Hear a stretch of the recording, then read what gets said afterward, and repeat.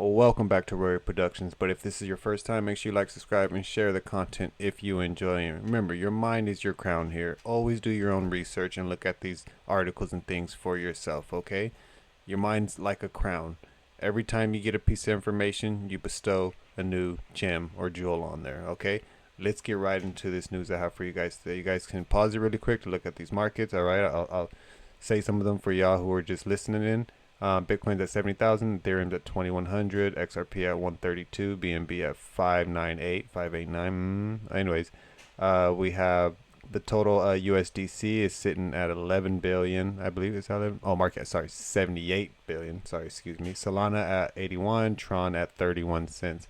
All right, so the first article I have for you guys today is U.S. Treasury moves forward with Genius Act, focusing on illicit finance, illicit finance. Okay. Next article I have for you guys is Morgan Stanley's Bitcoin ETF opens today, giving BlackRock 55 billion IBIT fund its toughest rival yet. Okay, and we're gonna look at this, the percentages. Okay, we're gonna cover that. Stay tuned. Iran eyes crypto toll for oil tankers transit through Strait of Hormuz, according to FT. So basically, we're gonna cover this, and this is all what it's about. Okay, level playing field. If you have people not playing by the rules, they're gonna figure out a way to make you play by the rules. Okay. Next article I have for you guys is 6 Swiss banks join forces to build a unified digital franc. Okay, and this is to combat the U.S. USDC and stable coins we have on this side. Okay.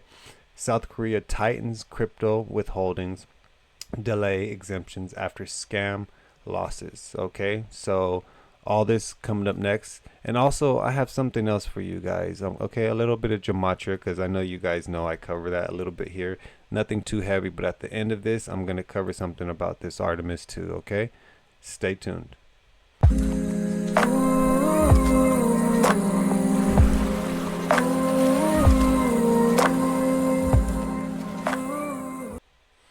Alrighty. Today's Wednesday the 8th. It's about 6:30. Alright, let's cover this news I have for you guys today.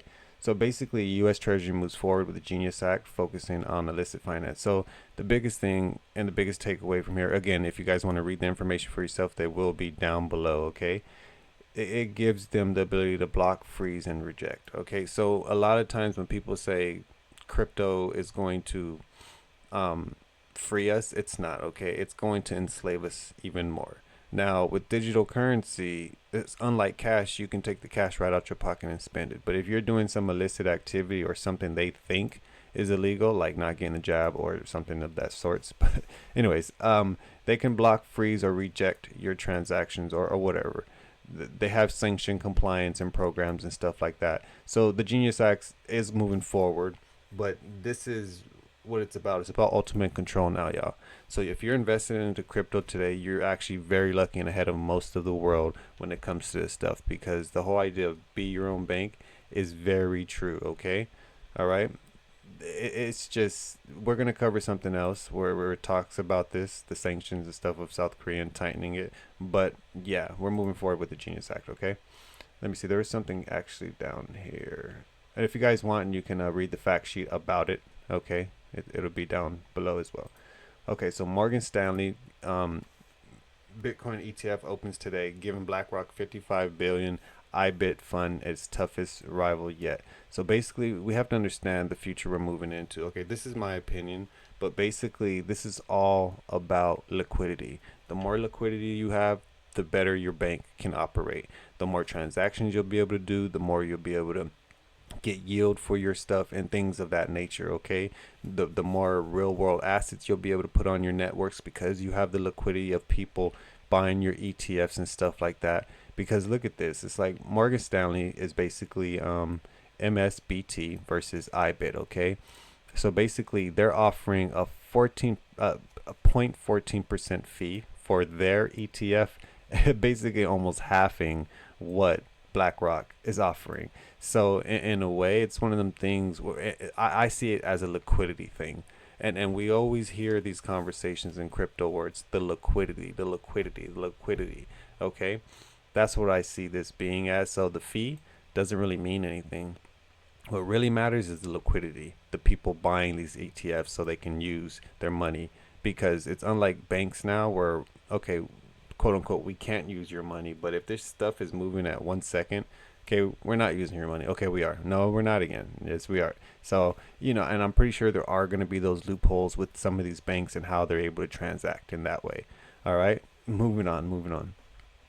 So Iran eyes crypto toll for oil tankers transit through the Strait of Hormuz. So basically, this is what it's all about. It's all about the whole idea of a level playing field. Okay, that's what they always talk about. That's what they're always on about.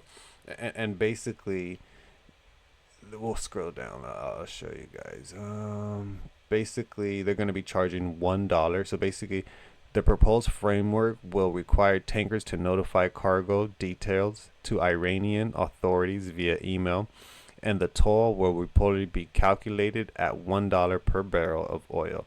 Authorities will then instruct how to settle the fee in digital assets, with officials citing Bitcoin as a potential payment method. So you guys have to understand, like, a lot of this framework. So this might not seem like anything right now. This might seem like them going against America, which it is, but it's also one of them things of setting up the future of some of these tolls and cryptocurrencies, and we have that already with tolls. If anyone lives in a city, you know about the tolls. You drive on a certain part of the highway, the same highway that your neighbor drives on, but yet yours is different, and you pay a toll to drive on it. We're lining this up for the new industry of things and blockchain and stuff. Pretty soon, once blockchain is initiated and AI and all this stuff is there, you don't have to email anything. You go through, it knows what you're already carrying. This is your fee for passing by. All right. And so it might seem like they're going against America, which they are, like I said, but it goes bigger than that. This whole system is being implemented in a strategic way, even with bad things happening. Okay. Let's move on to the next thing I have for you guys. So six Swiss banks joined forces to build a unified digital franc. And this is just, I just want to cover this real quick. Let's go down here. So basically, the Swiss stablecoin testing period follows a consortium of 12 top banks, including BBVA, ING, and then the rest of these. But basically, we have to understand, if you listen to this video now, you're still early. Don't think that you can't invest in crypto. You might not be able to get a big bag, but you'll have enough to make sure your family's safe while we go through this crazy transition. As you can see here, it'll be debuted in the second half of 2026. And this is basically, the purpose of it is becoming the European alternative to dominate the dollar stablecoins that are used, such as Tether and Circle. So basically, they're working on their own European franc. You know what I mean? So they don't have to rely on the USDC and stuff like that. So be aware. Look at some of these projects that are happening, what blockchains they're working with, who is the layers and all that. Look into them, and you could invest in it because, like I said, the second half of 2026, we're still in the first half.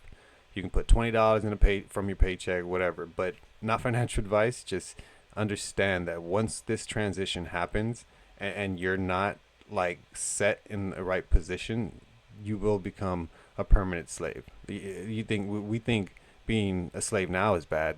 It's going to get worse. Anyways, moving on. Okay. Next article. So just like the U.S. Treasury Genius Act bill and stuff like that, this is similar. You have to understand that they do these things in certain areas for a certain reason. It's all program at its finest. But basically, this is the same type of framework. Basically, the FSC, which is one of their regulators or alphabet companies they have there in South Korea, said that under the new rule, exchanges must assess factors like trading frequency, account history, and deposit and withdrawal amounts when determining whether a user qualifies for a withdrawal delay exemption. Okay, that means they will be able to just get their money right away without the delay exemption. They get an exemption from the delay.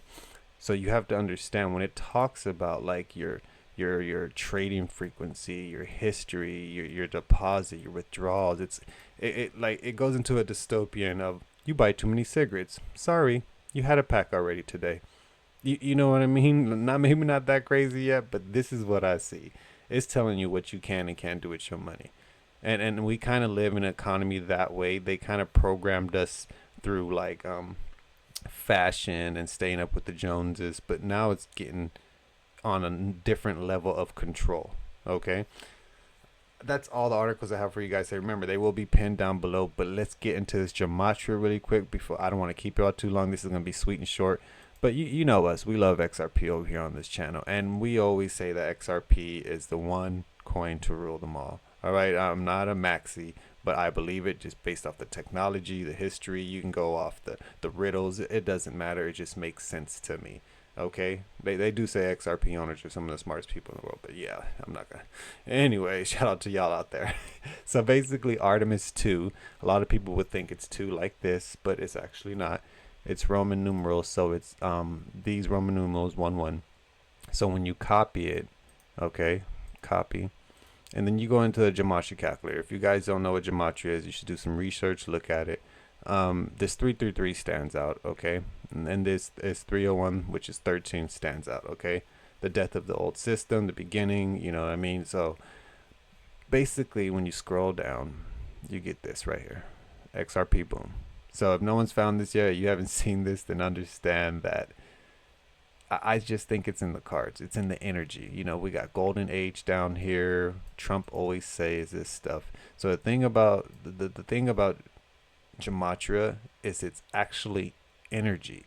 These words are energy. You saying the golden age out loud, like Trump always does, it ushers in something. Like he says, we're ushering in the golden age.